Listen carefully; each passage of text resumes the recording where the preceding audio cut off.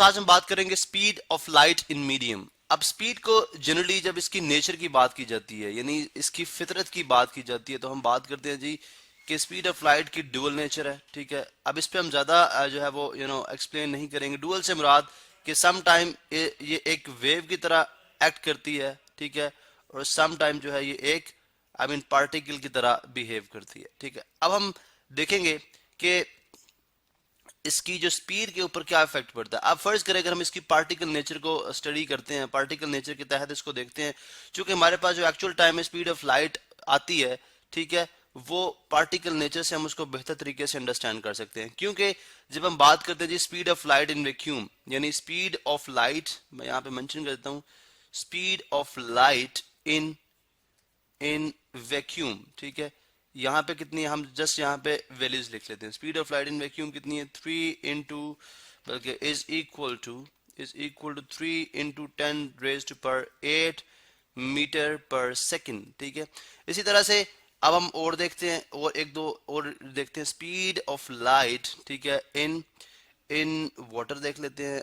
Water के अंदर speed of light कितनी है जी, स्पीड ऑफ लाइट है 2.3 × 10⁻⁸ मीटर पर सेकेंड।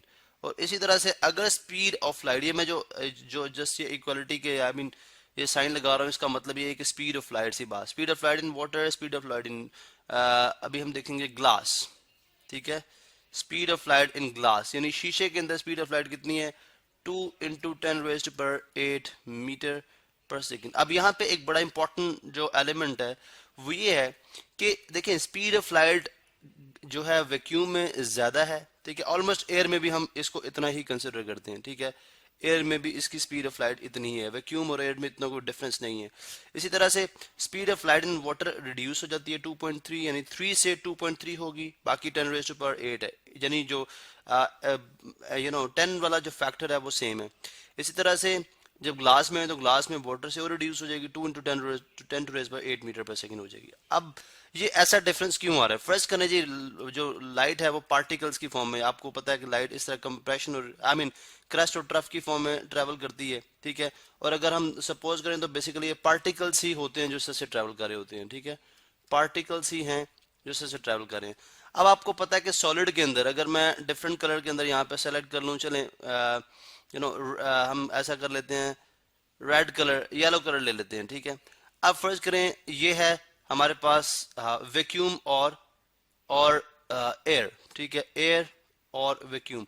अब पहली बात है, अगर वैक्यूम होगी, ठीक है, तो फिर तो बिल्कुल खला है, स्पेस है, कोई पार्टिकल नहीं है, तो इन पार्टिकल को ट्रेवल करने में कोई प्रॉब्लम नहीं है, इसलिए 3 × 10⁸ मीटर पर सेकंड से ट्रेवल करेंगे। या अगर एयर मॉलिक्यूल्स होंगे भी, तो एयर मॉलिक्यूल्स इतने डिस्टेंस पे जो है वो खड़े होते हैं कि वो इसकी यानी इसके जो लाइट के पार्टिकल्स हैं उसके साथ इतना टकराएंगे नहीं, जिसकी वजह से इसकी जो स्पीड है उसमें कोई इतना फर्क नहीं पड़ेगा। इसलिए इसकी स्पीड ऑफ लाइट, इसलिए स्पीड ऑफ लाइट जो वैक्यूम में है या एयर में है वो बहुत ज्यादा है।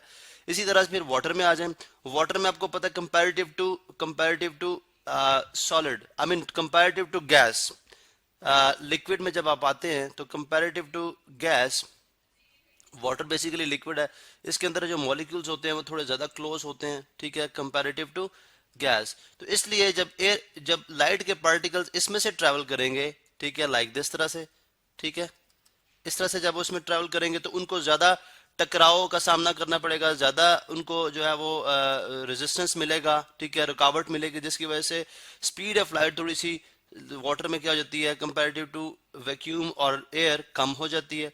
इसी तरह फिर आप जब सॉलिड में आ जाएं तो सॉलिड में तो आपको पता है मॉलिक्यूल्स बहुत ही डिफरेंट कलर ले लेते हैं, वही कलर सेलेक्ट करते हैं सॉलिड के लिए। अभी हम बात करेंगे जी सॉलिड के लिए। ठीक है, तो सॉलिड के लिए अगर आप देखते हैं तो मॉलिक्यूल्स बहुत एक दूसरे के क्लोज हैं, ठीक है, अपनी ही पोजीशन पे वाइब्रेट करते हैं। ये जो है वो एक सॉलिड की शेप दिखाई जा रही है आपको, जैसे अगर आप ग्लास को देखें, शीशा को देखें, तो वो एक सॉलिड है। ठीक है, अब इस सॉलिड के अंदर जब यानी लाइट के जो पार्टिकल्स ट्रेवल करेंगे तो डेफिनेटली उनको बहुत ही ज्यादा रेजिस्टेंस मिलेगी, बहुत ही ज्यादा रेजिस्टेंस मिलेगी। अब बहुत ज्यादा रेजिस्टेंस की वजह से ये जो है इनकी स्पीड कंपैरेटिव टू गैस बहुत ही कम हो जाएगी और कंपैरेटिव टू वाटर भी जो है वो कम होती है। ठीक है, कंपैरेटिव टू वाटर भी जो है वो कम होती है, या I mean comparative to liquid, यानी लिक्विड के लिहाज से। तो इसलिए जो वैक्यूम के अंदर स्पीड का ज़्यादा होना, स्पीड ऑफ लाइट का ज़्यादा होना, फिर वो आई मीन वाटर में उससे थोड़ा सा कम होना और ग्लास में सबसे कम होना, या किसी भी सॉलिड ग्लास में सबसे कम होने से मतलब ये है कि अभी हमारे पास जो कंडीशन है, जो हमारे पास प्रेजेंट जो तीन चीज़ें हैं, ठीक है, तो मीन के गैस के अंदर ज़्यादा होगी, लिक्विड के अंदर उससे कम होगी, और सॉलिड के अंदर उससे भी कम होगी। तो उसकी रीजन भी हमने बता दी। अब यही इसी की यानी इसी तरह की एक रीजन के तहत जो आप रिफ्रैक्शन का फिनोमेना स्टडी करते हैं, यानी लाइट का एक मीडियम से जब दूसरे मीडियम में एंटर होते वक्त बैंड होना जो है, वो भी बेसिकली इन्हीं इन्हीं जो बेसिकली डेंसिटी होती है, डेंसिटी से बेसिकली मुराद के मास पर यूनिट वॉल्यूम, ठीक है, ये ज्यादा डेंसर होता है, ठीक है, वाटर इसके मुकाबले में लेस डेंसर होगा, और गैस उससे भी लेस डेंसर होगी, बिकॉज नंबर ऑफ मॉलिक्यूल्स हैं वो कम उस एरिया, उस स्पेसिफिक वॉल्यूम के अंदर नंबर ऑफ जो है मॉलिक्यूल्स कम होंगे गैस के केस में, नंबर ऑफ मॉलिक्यूल्स वाटर के केस में थोड़े ज़्यादा होंगे, और सॉलिड के केस में बहुत ही ज़्यादा होंगे। तो इस तरह से जो रिफ्रैक्शन ऑफ लाइट का जो फिनोमेना है, यानी जिसमें लाइट एक मीडियम से जब दूसरे मीडियम में एंटर होती है, बैंड होती है, वो भी बेसिकली इसी जो है वो इसी रीजन की बेस के ऊपर होता है। तो ये था जी हमारा speed of light in medium.